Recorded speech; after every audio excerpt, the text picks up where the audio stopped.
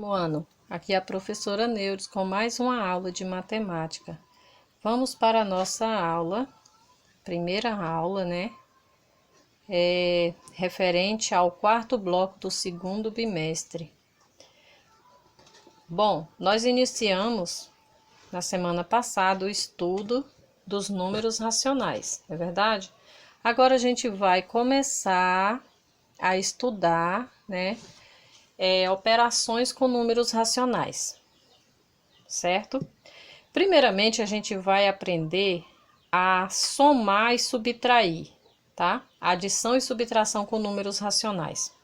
Lembrando que os números racionais, eles podem aparecer na forma de fração, na forma de números decimais também. A gente já vai começar aqui um exemplo, tá? Uma situação, problema, tá? Utilizando números racionais em forma decimal, tá? Qualquer número decimal ele pode ser transformado em fração e a fração ela pode ser transformada em número decimal. Por isso que são todas chamadas números racionais, certo? Vamos ver a situação apresentada para a gente analisar. Regina trabalha em um centro de meteorologia e mora na cidade de São Joaquim, Santa Catarina, conhecida por registrar ocasionalmente, gente, é porque algumas ocasiões do ano, tá? Não é sempre, tá? Temperaturas negativas nos meses de inverno. A gente estudando os números negativos, né? A gente viu essa situação, tá? Que são aqueles números abaixo de zero. Observe a seguir as temperaturas registradas por Regina em um mesmo horário durante 5 dias de certa semana de inverno. Olha só. Ela anotou de segunda a sexta, tá? Durante 5 dias ela anotou as temperaturas no mesmo horário. Todos os dias naquele mesmo horário ela anotou. Então, na segunda-feira, foram registrados menos 2,4 graus, certo? Terça-feira já foi positivo, 1,8 grau, tá? Quase 2 graus Celsius. Na quarta-feira já aumentou a temperatura, né? Que já está em 4 graus, né? 4,6 graus Celsius. Na quinta, diminuiu, menos 0,5 graus. E na sexta-feira, menos 3,4 graus, certo? Aí vem uma situaçãozinha para a gente analisar. Lembrando que tá aqui a foto ao lado, onde as folhas, né, no lugar das folhas, os galinhos todo branco de neve, tá? Ilustrando aqui a situação, tá? Da região lá de Santa Catarina, a cidade mais fria do Brasil, né? Conhecido como a cidade mais fria do Brasil, que é São Joaquim. Vamos lá. Nessa semana, a previsão para a temperatura no sábado indicava um acréscimo de 5,2 graus. Ou seja, na sexta encerrou em menos 3,4 graus. E a previsão para o outro dia, que era o sábado, é que a temperatura ia aumentar. Aumentar quanto? 5,2, tá? Qual foi essa previsão? Então, a situação é essa, para a gente analisar, tá? Para saber quantos graus estaria no sábado, tá? Naquele mesmo horário. Beleza, então para isso, gente, a gente tem que pegar a temperatura anterior, que é da sexta, somar com a temperatura que foi proposta, que ia aumentar, né? 5,2. Tá aqui, gente, olha.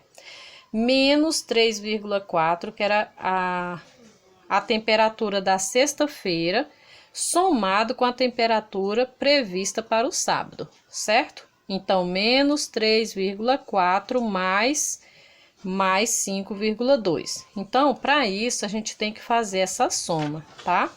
Tá aqui, ó. Na soma, como é um número positivo e um negativo, 5,2 menos 3,4. Sobra quanto? 2 não tira 4, pega o emprestado, 12 menos 4, 8. Não esqueça que a vírgula, tá? Pegou o emprestado dos 5, ficaram 4. 4 menos 3 fica 1.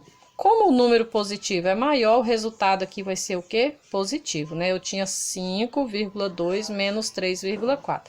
Então, a temperatura do sábado é o quê? 1,8 grau, tá? 1,8 graus, certo? Tá aqui, ó, a conta, né, feita já tem no livro de vocês. Menos 3,4 mais 5,2 é igual a mais 1,8, certo?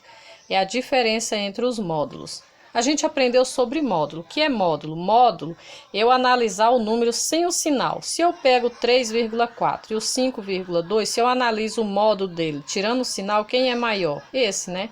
5,2 é maior que 3,4, tá? Então, pessoal, e o número racional, ele pode aparecer assim também, tá? Veja esse exemplo aqui, onde a gente vai somar duas frações. Então, esse que a gente acabou de ver aqui é número racional também, ele está em forma de números decimais, tá? E aqui está o número racional em forma de fração. Então, a gente vai somar duas frações, tá? Aqui, o sinal da operação. Menos 3/4 mais menos 5/6. Eu quero dizer para vocês uma coisa. Tem duas situações que a gente analisa. Quando a gente vai somar fração, deixa eu colocar esse exemplo aqui para vocês. Duas situações. Se você tem um exemplo desse aqui, somar duas frações que têm o mesmo denominador é muito simples, tá? Elas têm denominadores iguais. O que que eu faço? Basta eu somar os numeradores. Eu nunca vou somar nem subtrair o denominador, certo? Ele a gente apenas conserva. 2 mais 1, 3. Pronto. É uma fração irredutível, não tem como simplificar e já está pronto o resultado, certo? Uma subtração de frações com denominadores iguais. E aqui uma adição. Então, eu tenho aqui três frações. Primeiro eu vou subtrair, depois eu vou somar. Olha que os denominadores são iguais, então não preciso fazer nada, tá? Então, 7 menos 5 são quanto? 2. 2 mais 4, 6. E tá pronto. Simples, não? Não precisa simplificar, porque o 13 é o número primo, só divide por 1 e por ele mesmo. Então, não tem como simplificar, tá pronto. Agora, quando você se depara com uma situação dessa, se você tem uma adição, você tem uma subtração e os denominadores são diferentes. Gente, tem várias, pelo menos três que eu poderia estar explicando aqui para vocês. Três formas de você resolver essa questão. Primeiro, a gente, quando depara com a situação dessa, a gente já tem que saber que jamais eu posso somar, tá? Uma fração ou subtrair uma fração se elas tiverem denominadores diferentes. Primeiro, eu tenho que igualar. Eu vou propor para vocês, como está no livro de vocês, a forma mais simples. Se ela tem denominador diferente, vamos fazer com que elas fiquem com o mesmo denominador, fazendo o quê? Procurando frações equivalentes. Vocês sabem que para a gente encontrar frações equivalentes, basta a gente multiplicar, não é isso? Vamos multiplicar essa fração aqui e essa, tá? Ao mesmo tempo, até elas ficarem com o mesmo denominador. Essa é 10 e essa é 6. Qual o próximo número que vocês acham que tem que ficar aqui embaixo para elas ficarem iguais? Que número que eu devo multiplicar? Bom, vamos multiplicar essa fração aqui por 5, tá? Vezes 5. Ela toda, tá? Vezes 5. Se eu multiplico 5 vezes 5, dá quanto? 25. Se eu multiplico o denominador 6 vezes 5, 30. Beleza?